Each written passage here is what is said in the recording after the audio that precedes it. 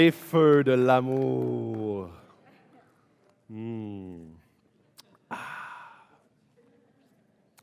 Cette semaine, au feu de l'amour, nous allons voir aimer les autres. Alors, j'aimerais vous partager ce que le Seigneur a mis sur mon cœur. Et vous allez voir que cette semaine, c'est un sujet que, à la base, je pensais très simple. Et là, j'étais comme, ça va être, aimer son prochain, là, je veux dire, je peux radoter là-dessus pendant 1 heure facile. Là, quand j'ai commencé à chercher là-dessus, je me suis dit, OK, c'est un sujet plus complexe que prévu et surtout plus facile à dire qu'à faire et à rendre pratique. Et ça va être ça un peu le défi de ce matin, c'est de pouvoir voir comment est-ce que chacune des personnes ici vont pouvoir sortir d'ici avec quelque chose de très pratique entre les mains. Et ne pas sortir avec un poids supplémentaire ou ne pas sortir avec « Ah, je le fais pas assez, je devrais » ou beaucoup d'ultimatums de faire. Mon but, c'est vraiment qu'on puisse sortir avec un fardeau léger et qu'on puisse être emballé de ce que ça peut vouloir représenter pour nous, aimer les autres. Et je vais commencer, c'est sûr, un peu raide. Je vais vous montrer le premier verset dans 1 Jean. Et c'est drôle parce que la lettre de 1 Jean, Jean, là, il est rendu vieux. On va l'appeler grand-papa Jean. Et il est rendu vraiment en fin de vie, là, à 80 ans environ. Ça fait une cinquantaine d'années qu'il a vu Jésus ressusciter, qu'il a été en compagnie de Jésus. Et là, il s'adresse à des églises. Il s'adresse à des églises où est-ce que... j'entends toujours un petit bourdonnement. Je ne sais pas si c'est un bruit de fond ou... Alors, voulez-vous un peu de café? Alors, dans le fond, attendez, je vais reprendre mon idée. Grand-papa Jean, c'est ça, Grand-papa Jean. Alors, Grand-papa Jean, il s'adresse à des églises. Il s'adresse à une église particulièrement et c'est intéressant qu'il dise ça à des chrétiens. Et c'est très important de le comprendre quand on lit ça parce que ça peut paraître très condescendant, ça peut paraître même... ça peut être facile de ne pas comprendre le vrai propos de ce qui est question ici. Alors, voici ce qui distingue clairement les enfants de Dieu des enfants du diable, tout simplement. Quiconque ne fait pas ce qui est juste ou n'aime pas son frère n'appartient pas à Dieu. En effet, voici le message que vous avez entendu dès le commencement. Aimons-nous les uns les autres. Ça, c'est assez raide quand même, hein? Comme les enfants de Dieu, les enfants du diable. Alors, si tu n'es pas un enfant de Dieu, tu es un enfant du diable. Et là, il faut que je vienne un peu défaire une conception. Et Jean utilise beaucoup ça dans toute sa lettre, où est-ce qu'il parle beaucoup de contrastes très, très forts. Il parle de comme la vie, la mort. Enfant de Dieu, enfant du diable. C'est chrétien perdu. C'est pas comme... Puis nous autres, souvent, dans notre conception, aujourd'hui, de la société moderne, c'est très... on a comme les enfants de Dieu, qui sont des gens, des saints, des gens qui vraiment, là, par leurs actions, ils ont comme une auréole autour de la tête. C'est des gens qui donnent leur vie pour les autres. On a aussi les enfants du diable. Ça, c'est comme ceux qui ressemblent à Marilyn Manson dans leur physique. C'est des gens, là, c'est des sorcières, c'est des gens méchants, c'est des gens qui tuent d'autres personnes. Là, tout le monde est d'accord pour dire « Ah oui, ça, c'est des enfants du diable. » Et tu as comme l'autre classe, qui n'existe pas dans la Bible, mais que nous, on aime bien la considérer comme étant une vraie classe, toutes les neutres. Toutes les neutres avec comme la zone grise de, c'est pas des enfants de Dieu ni des enfants du diable, mais c'est comme entre les deux, là. C'est comme du monde qui sont comme, sont pas méchants, mais ils sont pas super bons non plus. Il y en a qui sont un peu plus bons que les autres, mais tu sais, c'est jamais des enfants du diable, mais c'est pas non plus des enfants de Dieu, fait que c'est comme un peu là-dedans. Et c'est là où est-ce que cette classe-là n'existe pas dans la Bible. Il y a toujours, t'es soit avec ou t'es contre Dieu. T'es soit comme, tu crois en Dieu ou tu crois pas en Dieu. Et c'est là où est-ce que même les enfants du diable, ça a une connotation extrêmement négative dans notre tête, mais parce que souvent, on a une image quasi folklorique de l'ennemi.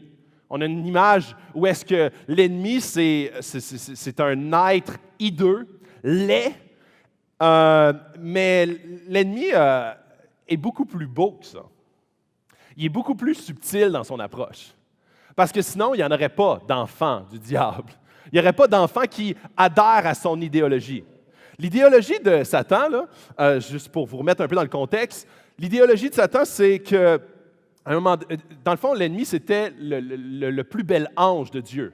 C'était lui qui était vraiment comme son bras droit. C'était un ange extrêmement utile. Il était appelé l'ange de lumière. Et à un moment donné, il s'est rebellé contre Dieu parce qu'il voulait devenir l'égal de Dieu. Donc, il voulait être considéré de la même façon que Dieu, il voulait le compétitionner. Et à partir de ce moment-là, il est devenu l'ennemi de Dieu. Donc, il utilise toutes sortes de stratégies pour venir minimiser la puissance ou l'impact de Dieu dans le monde actuel en utilisant toutes sortes d'éléments, toutes sortes de stratégies dans le monde actuel. Donc, puis je vais ramener une citation de quelques semaines de Donald Trump qui disait « Montre-moi quelqu'un qui n'a pas d'ego et je vais te montrer un loser ». C'est pas mal l'idée de l'ennemi. L'idée de l'ennemi, puis là je dis pas, je suis en train de dépeindre M. Trump d'une manière un peu très, très glamour, là. Mais c'est pas mal comme l'idée d'aujourd'hui, c'est de devenir ton propre maître, devenir ton propre roi, devenir ton propre gestionnaire de ta vie. Mais ça, c'est l'idéologie de l'ennemi. Et c'est clairement ce qui fait le plus grand obstacle pour que les gens suivent Dieu, c'est souvent parce qu'ils ont à se soumettre à quelqu'un d'autre. C'est souvent un obstacle d'orgueil. Parce que la plupart des gens sont comme, non, moi je suis le maître de ma vie, je suis maître de mes choix, je suis maître d'où est-ce que je m'en vais. Et c'est là où est-ce que, quand on essaie de dépeindre que les enfants du diable et les enfants de Dieu sont deux extrêmes et qu'à l'intérieur de ça, il y a toutes sortes d'autres idéologies, souvent on se plante littéralement parce qu'on ne se rend pas compte que d'être des enfants du diable, c'est d'emprunter la même idéologie que Satan. D'être des enfants de Dieu, c'est d'emprunter l'idéologie de Dieu, se soumettre à Dieu et vouloir qu'il gouverne de plus en plus notre vie. Mais on est tous des pécheurs, tout le monde ici, même si certaines personnes ici connaissent Dieu, veulent le suivre, on fait des péchés, on n'est pas parfait, on n'est pas des saints. Saints dans le sens qu'on n'est pas des saints, on est appelé saints dans la Bible parce que tous les chrétiens sont appelés des saints, mais on n'a pas des actions continuellement saintes. Alors, c'est là où est-ce que l'idéologie des enfants de Dieu, enfants de Satan, c'est quelle idéologie engendre notre pensée. Et c'est drôle parce qu'il y a des gens souvent qui me disent « Ah, je trouve ça fascinant de voir… puis j'ai entendu ça la semaine passée, quelqu'un qui dit « Ah, je trouve ça fascinant de voir des gens qui ont besoin de la foi. » Je trouve ça fascinant de voir qu'il y a certains individus qui ont ce besoin-là de croire en quelque chose. Et la discussion s'est arrêtée là, mais je suis certain que ce que ça veut dire, c'est qu'il y a des gens qui sont faibles. Il y a des gens qui ont besoin d'une béquille. Il y a des gens qui ont besoin d'une béquille, donc ils mettent leur foi en Dieu ou dans quelque chose. Et souvent, les gens, comme ils disent, « Moi, je ne suis pas croyant. Je ne suis pas de ce type-là. Je suis un sceptique, j'ai besoin de preuves et tout. » Et ils s'éloignent de la croyance.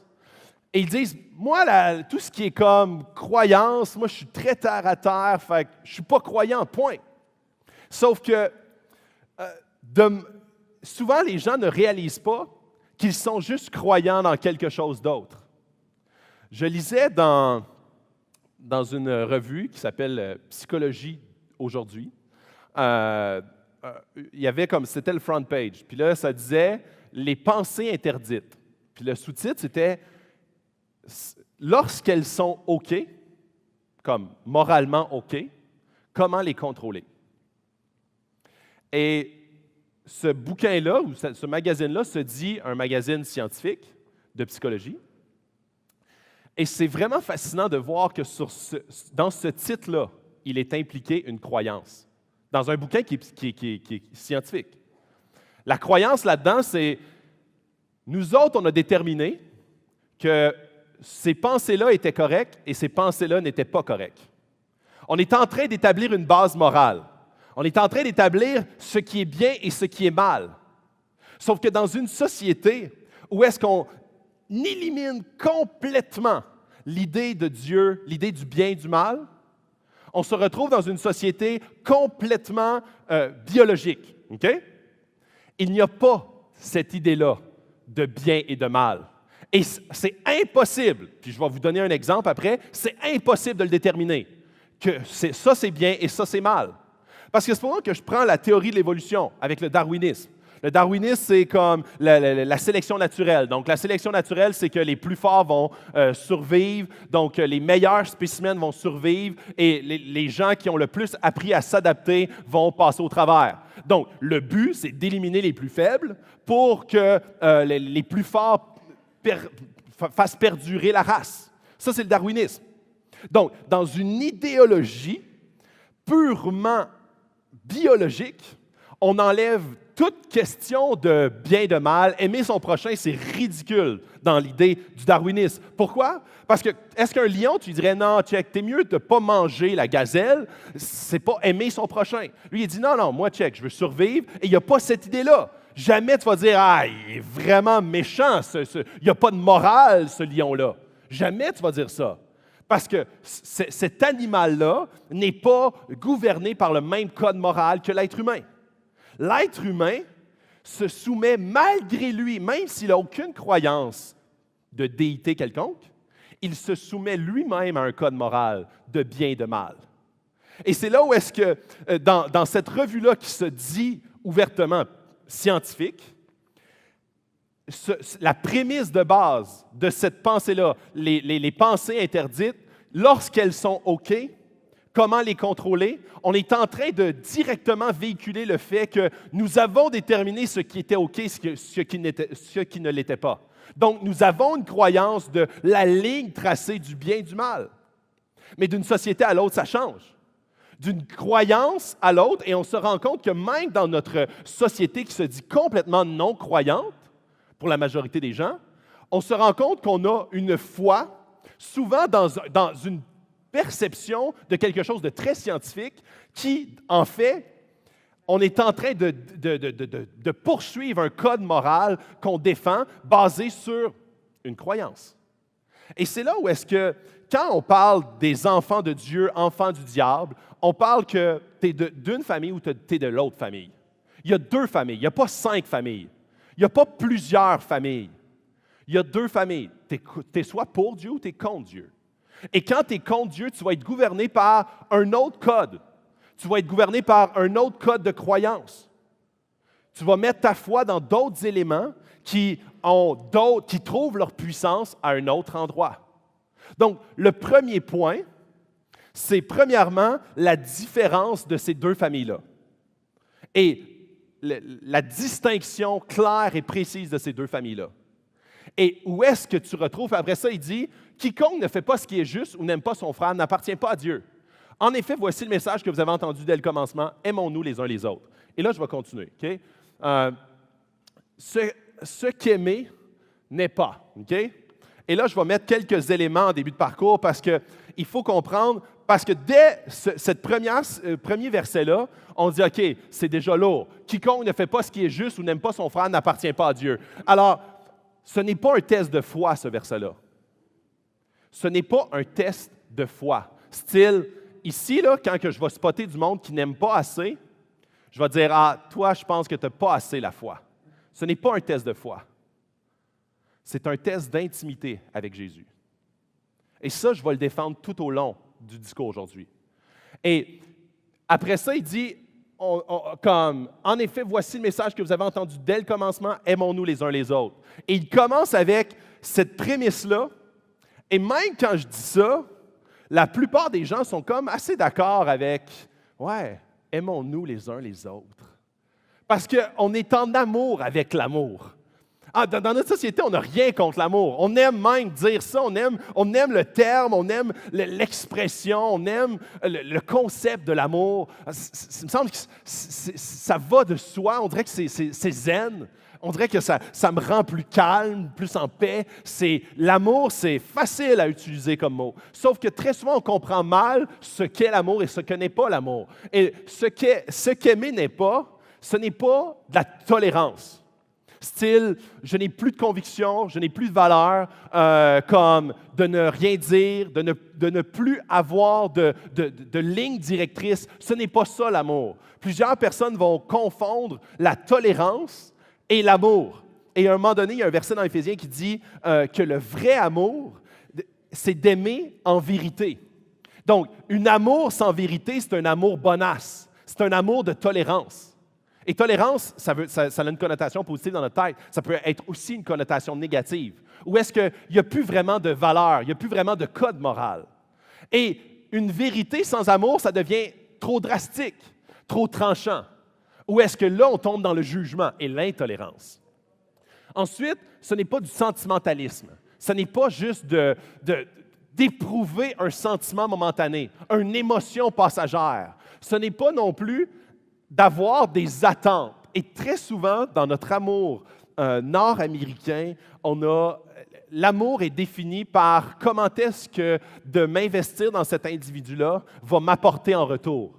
Comment est-ce que, par suite de mon investissement dans sa vie, ça va me rapporter éventuellement des bénéfices, soit relationnels, soit sociaux, soit même pécuniers. D'être en relation avec cette personne-là m'apporte. Et quand ça ne m'apporte pas, je deviens très rapidement désintéressé et finalement facile. Si on pense que l'amour, le vrai amour biblique, c'est un amour qui est facile, c'est parce que ce n'est pas un amour qui est défini ou encouragé ou motivé par la bonne chose. L'amour biblique est un choix, premièrement.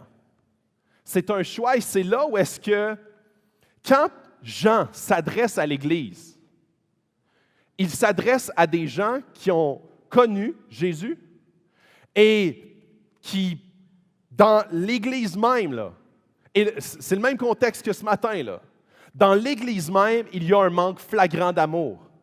Les gens se jugent les uns les autres, se regardent les uns les autres, se pardonnent peu, sont rancuniers, ils se pointent du doigt rapidement. Il y a des zizanies, des divisions à l'intérieur de l'Église. Il y a de la médisance à l'intérieur de l'Église. Il y a toutes sortes de... Aussitôt qu'une relation ne donne pas les bénéfices escomptés, on la laisse tomber.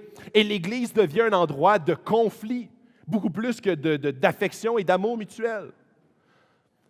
Est un don.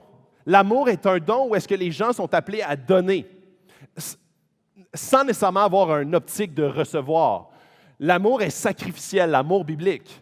Et sur quelle base que je dis ces éléments-là? C'est toujours sur la base, puis là, plus loin, je vais vous le montrer, comment est-ce que Jésus a donné, comment est-ce que Jésus a démontré l'amour biblique ultime. De la même façon, les chrétiens sont appelés à s'inspirer de ça pour aller dans la direction de l'amour, le vrai amour biblique.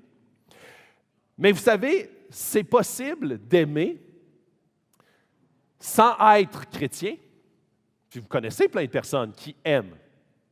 Sauf qu'il y a toujours une limite humaine à ce type d'amour-là. Et c'est là où est-ce que quand on voit l'amour biblique entrer en jeu, c'est quand ça dépasse l'humanité d'un individu. J'ai lu une histoire cette semaine qui m'a vraiment bouleversé. C'était un pasteur coréen qui, dans le fond, c'est un conflit armé. Et durant ce conflit armé-là, il y a un sergent qui a assassiné le fils du pasteur. Et dans le fond, au départ, le sergent devait assassiner le pasteur lui-même parce qu'il faisait partie d'une propagande religieuse. Sauf que quand il a appris tout ce qu'il faisait, le pasteur avait décollé plusieurs orphelinats en Corée, et il était à la base d'un mouvement d'amour sacrificiel constant. Et il avait été touché, le sergent avait été touché par ça. Et là, il a dit, j'ai pas le choix de tuer quelqu'un. Et il a décidé de prendre son fils.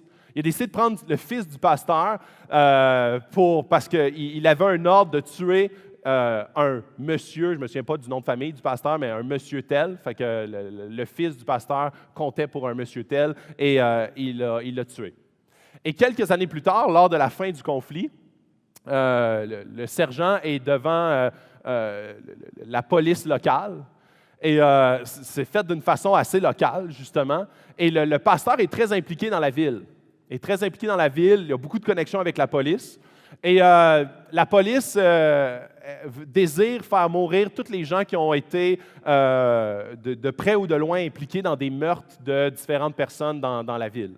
Et donc, ce policier-là, dans le fond, le pasteur, il apprend que ce sergent-là est dans le couloir de la mort pour se faire exécuter.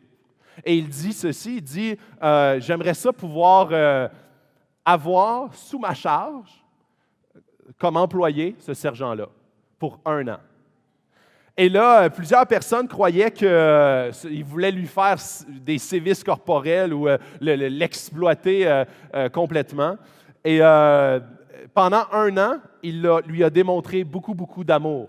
Puis là, il disait plusieurs exemples. Où est-ce qu'il l'invitait à manger couramment. Même au début, il pensait qu'il allait il allait lui donner des attentes ou est-ce qu'il allait comme l'intégrer dans la famille, éventuellement le tuer en l'humiliant. Il était toujours méfiant au début de parcours. Le sergent mangeait avec eux. Le sergent, il était toujours dans leur environnement. Il est devenu même un homme de confiance du pasteur dans l'orphelinat. Et éventuellement, ce sergent-là s'est converti. Il a donné sa vie à Jésus. Et il raconte dans son témoignage, et ce sergent-là aujourd'hui est un pasteur dans une ville de Corée, et il explique son témoignage et il dit pendant une certaine période, comme quand j'ai décidé de lui laisser la vie sauve et tuer son fils, je voyais un amour grandiose. Des gens qui ont fait des choses grandioses, il y en a plein. Des gens qui ont même donné leur vie, qui ont décollé des choses incroyables, il y en a plein. Des gens qui ont parti une fondation, il y en a plein. Sauf que quand il a tombé dans la gradation numéro 2, où est-ce que là, il a fait le mal le plus cruel qu'un humain puisse expérimenter, la mort de son enfant, et qu'il prenne cet homme-là, et il ne fait pas juste lui pardonner, mais il l'aime. Pour lui, ça l'a dépassé complètement son entendement. Et au début, il se méfiait, il disait, ça doit être pour davantage me faire souffrir. Et à un certain moment, il a compris que, OK, cet homme-là n'est pas atteint de la même chose que moi. Il a quelque chose qui est totalement différent que ce que moi je suis habité. Et c'est là où est-ce qu'il a commencé littéralement à rechercher, à être omnubilé par la présence de Jésus dans cet homme. Et c'est littéralement ce qui l'a conduit à Christ. L'amour de Jésus profond de cet homme-là l'a conduit littéralement à vouloir être habité de ce même Jésus-là. Et c'est là où est-ce que l'amour en général, même un amour sacrificiel, c'est possible pour tous les êtres humains. Quand tu as un code moral assez sévère, un code moral assez établi, quand tu as comme des éléments qui poussent ou qui t'encouragent dans cette direction-là et que tu y crois assez fort, ça peut t'amener là. Sauf que ça va toujours avoir une limite humaine. Une limite humaine qui va plafonner à où est-ce que tu cesses de recevoir et où est-ce que ça te coûte très cher de continuer d'aimer.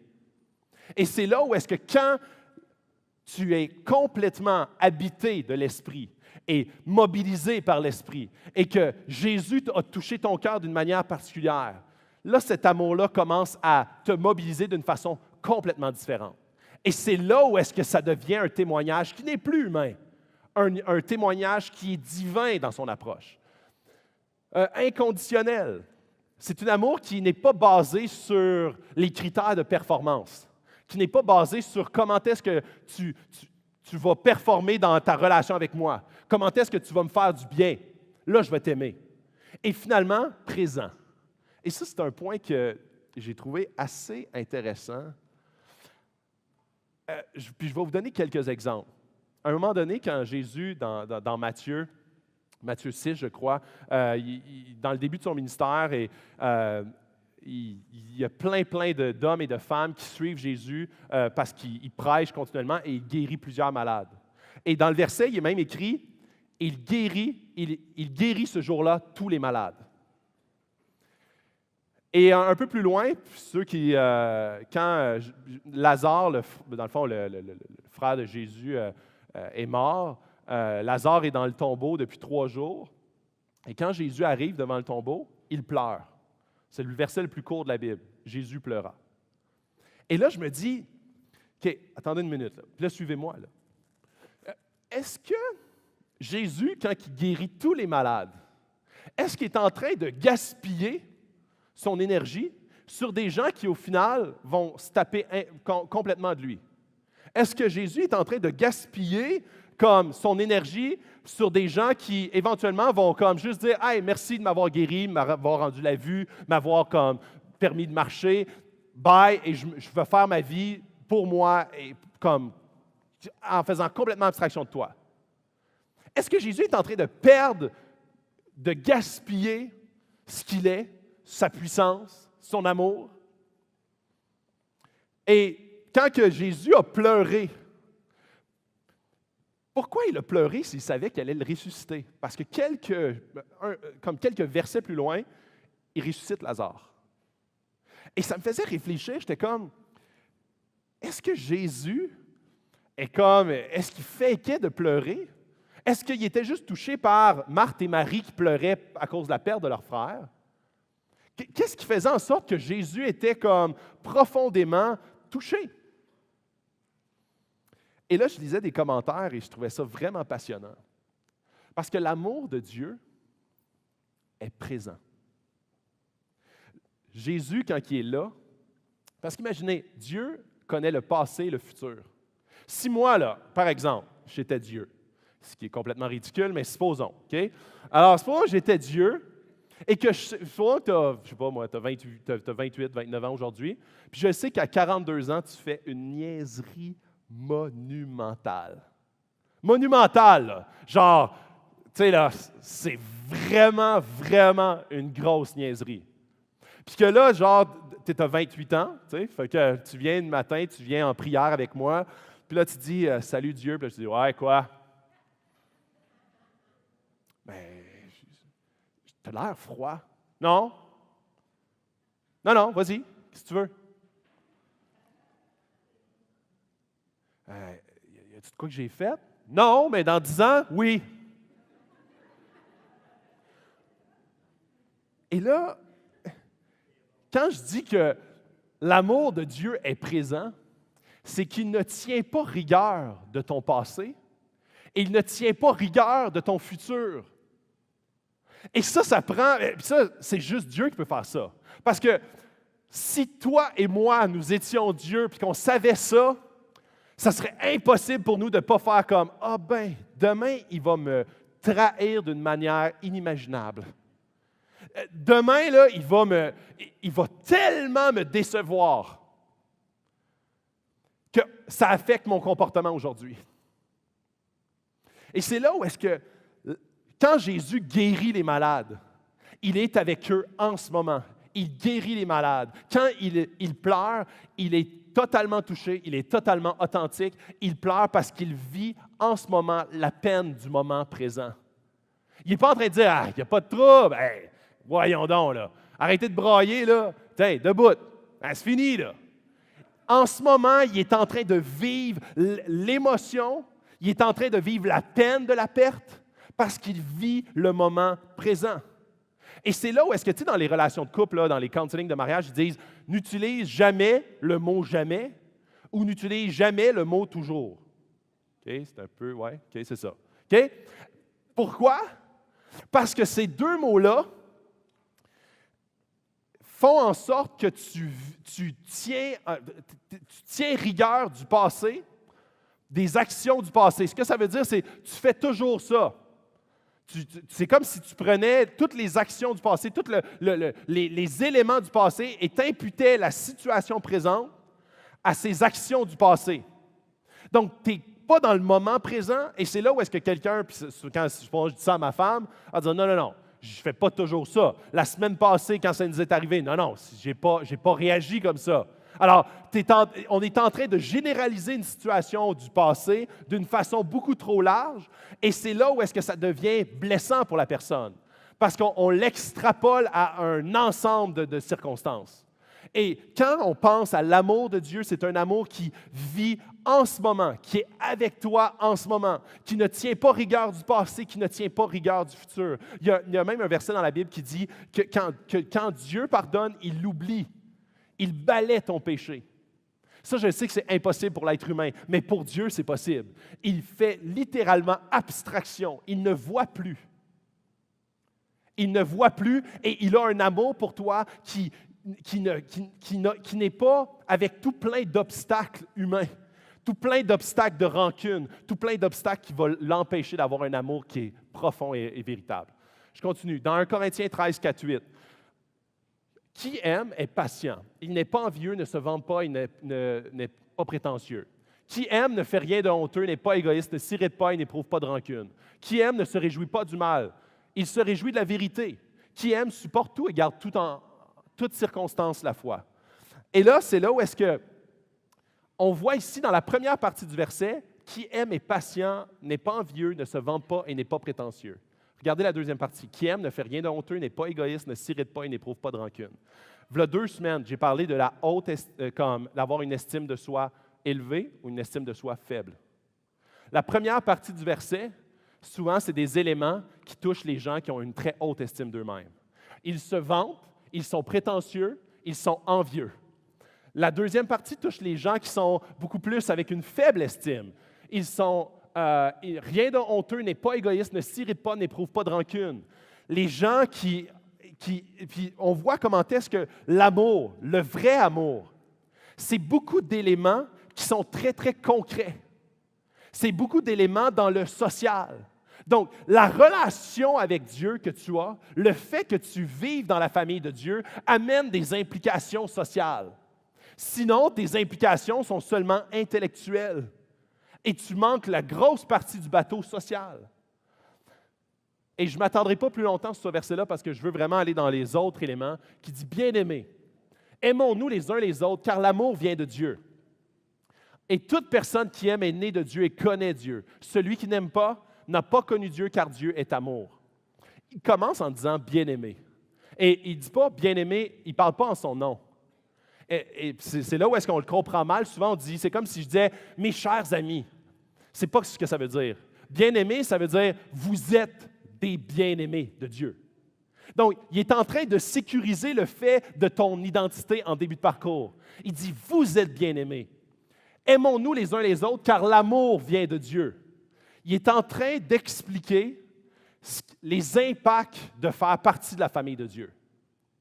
Tantôt, je vous disais, ce n'est pas un test de foi, c'est un test de relation avec Jésus. Donc, plus que tu vas prendre conscience, plus que ton niveau de conscience augmente par rapport au fait que tu appartiennes à la famille de Dieu, et plus que tu vas avoir d'impact social dans ta vie.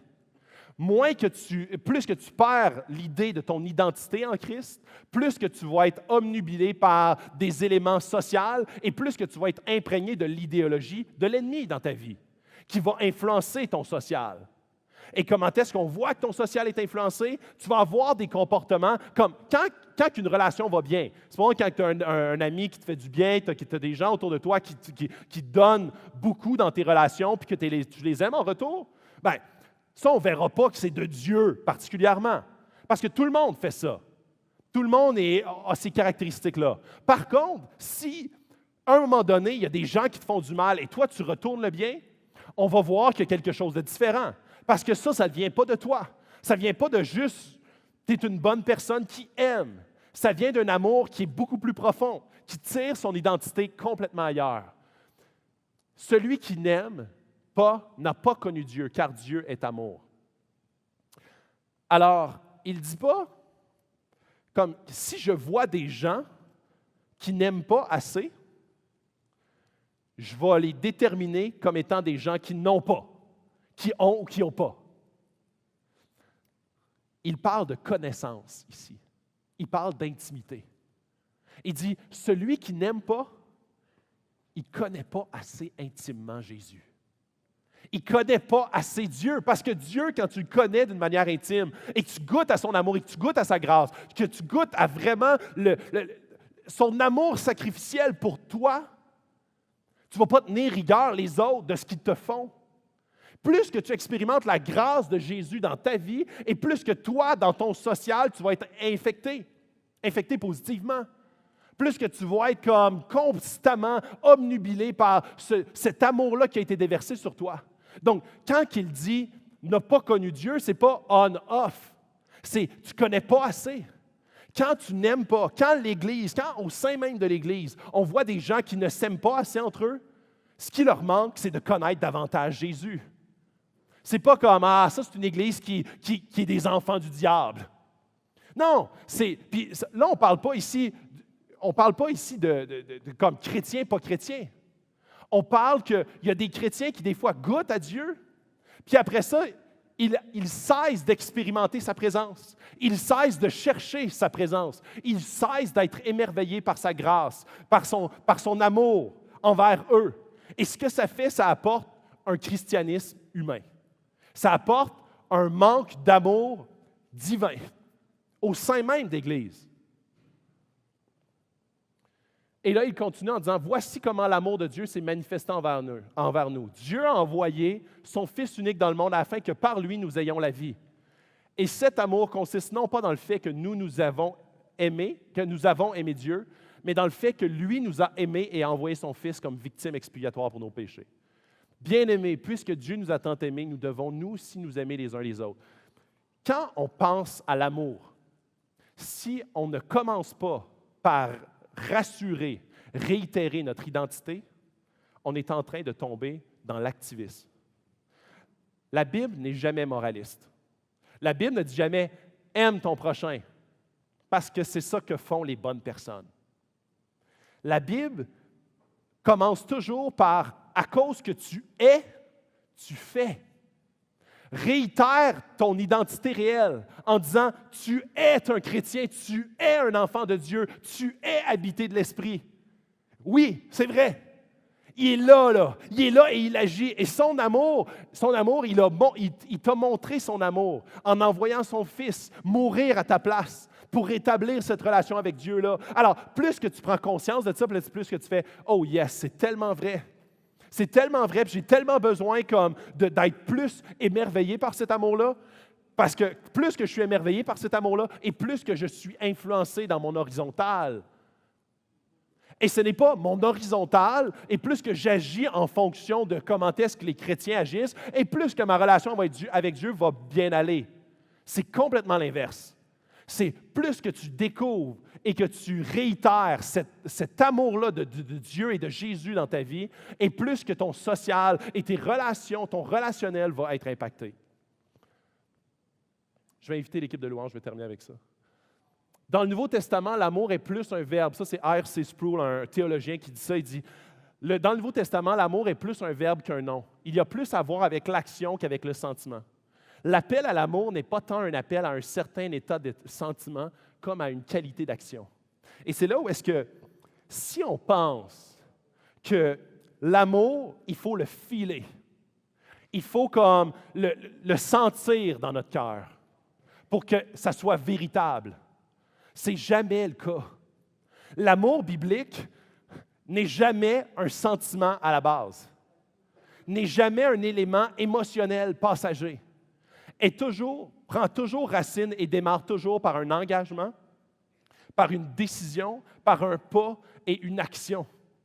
Et c'est là où est-ce que, quand on repart de la base qui dit « Dieu, tu m'as sauvé. Dieu, je ne méritais pas ta présence. Et à cause de ton Fils que tu as envoyé par amour pour moi, j'ai accès à toi. » Plus que tu te rends compte de ça, plus que tu te rends compte de cet amour-là, et plus que par la suite, tes actions vont être motivées par cette identité-là. Mais si tu fais l'inverse, tu vas tomber dans l'activisme, dans le moralisme, et c'est là où est-ce que de plus en plus dans les églises, on va voir poindre des pharisiens. Où est-ce qu'on a des actions extrêmement basées sur le paraître, et qui vont être basées sur de se comparer les uns aux autres. sans être profondément ancré sur l'identité de base, notre identité en Christ. Et là, il continue en 1 Jean 3,14, « Nous savons que nous sommes passés de la mort à la vie. Nous le savons parce que nous aimons nos frères. Celui qui n'aime pas est encore sous le pouvoir de la mort. » Et il parle à des chrétiens ici, hein? On peut être dans l'Église, avoir connu Christ et être sous le pouvoir de la mort, être des esclaves de l'ennemi au sein de l'Église. Ou est-ce qu'il y a des éléments, tu sais, tantôt quand j'ai montré 1 Corinthiens 13, le verset le plus populaire lit dans les mariages, comme l'amour, le vrai, n'a pas de rancune. L'amour, le vrai, ne se vante pas, ne s'enfle pas d'orgueil. Il est patient, il est inconditionnel, il est là, la foi est toujours là. Il cherche toujours à guérir, à rétablir. Et il y a des gens dans l'Église où est-ce on peut être ici même emprunt, on peut être esclave, celui qui n'aime pas est encore sous le pouvoir de la mort.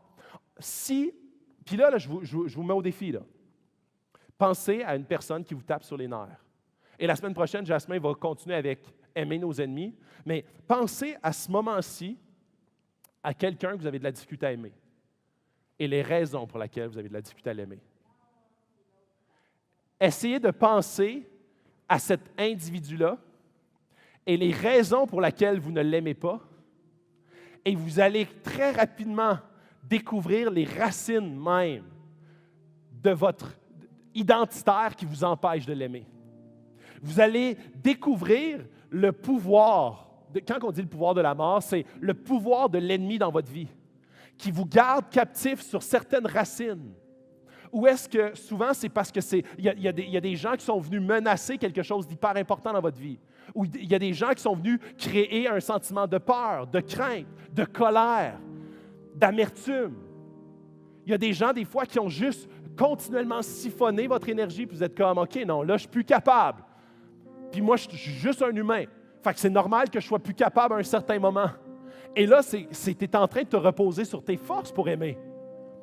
Si tu veux te reposer sur une autre personne que toi pour aimer d'une façon qui est autre que toi, tu dois absolument te replonger dans ton identité en Christ. Dans ton identité en Christ qui te révèle que tu n'es pas mobilisé. Le moteur de ton amour n'est pas ton énergie, n'est pas ta bonne volonté. Mais c'est quand tu regardes davantage à l'amour qui a été déversé dans ta vie que tu retrouves une puissance qui est complètement différente. Il n'y a pas de peur dans l'amour. Au contraire, l'amour parfait chasse la peur. Car la peur implique une punition. Celui qui éprouve de la peur n'est pas parfait dans l'amour. Combien de gens ont peur d'une blessure, donc se séparent, s'éloignent, se distancent, mettent un frein à une relation, à un amour, à l'amour entre frères et sœurs ou même des fois dans notre famille physique. Ou est-ce qu'on a des craintes qui viennent menacer quelque chose de très précieux dans notre vie, quelque chose de plus précieux que notre identité en Christ? Parce que Jésus a tout sacrifié. Tout. Il a donné sa vie. Il a donné son prestige. Il s'est humilié d'une façon extraordinaire en venant sur la terre. Donc, quand tu vois ce Jésus-là, et quand ce Jésus-là te mobilise, la peur disparaît. Parce que tu as toujours une peur quand tu as peur de quelque chose qui vient menacer quelque chose de précieux en toi. Tu as été blessé, tu ne veux plus être reblessé. Donc, tu as peur de la blessure. Tu t'éloignes des gens qui sont susceptibles de te créer cette blessure-là. Ça, c'est C.S. Lewis qui dit « Arrête de perdre ton temps à te demander si tu aimes ou non. Agis comme si. » Et ça, c'est le dernier verset que je vous partage ce matin. Puis je vous envoie avec ça. « Mes enfants, n'aimons pas seulement en parole avec de beaux discours. Faisons preuve d'un véritable amour qui se manifeste par des actes. » Et je veux te poser la question, ou plutôt deux questions ce matin. Qui est-ce que Dieu t'appelle à aimer davantage? Parce qu'on a un temps limité, on a des ressources limitées, sauf que des fois, on le sait clairement que Dieu nous appelle à aimer davantage une personne, nous met à cœur davantage une personne. Et des fois, Dieu nous la met à cœur parce que justement, c'est quelqu'un qui vient menacer quelque chose de très important en nous. Et Dieu, ce qu'il veut, Ultimement, c'est ton cœur. Dieu veut avoir cette relation d'intimité-là et il te connaît assez pour connaître ton cœur. Il n'y a personne d'autre qui sait ce que ça veut dire d'aimer cette personne-là. Dieu le sait. Et il sait qu'est-ce que tu es en train de guérir comme blessure quand tu vas répondre à son appel. Quand tu vas décider de faire des actions concrètes pour aimer une personne que dans le fond de toi, tu haïs. Que dans le fond de toi, menace quelque chose. Que dans le fond de toi, c'est une personne qui t'a blessé profondément. Ou c'est une personne qui est venue siphonner, qui est venue comme aspirer. Quel aspect de ta vie est un obstacle à l'amour? Quel aspect dans ta vie est venu modeler le chrétien que tu es? Ou peut-être la personne qui ne connaît pas Jésus que tu es? Quelle blessure dans ta vie, quel contexte familial est venu modeler et qui est un obstacle réel à l'amour?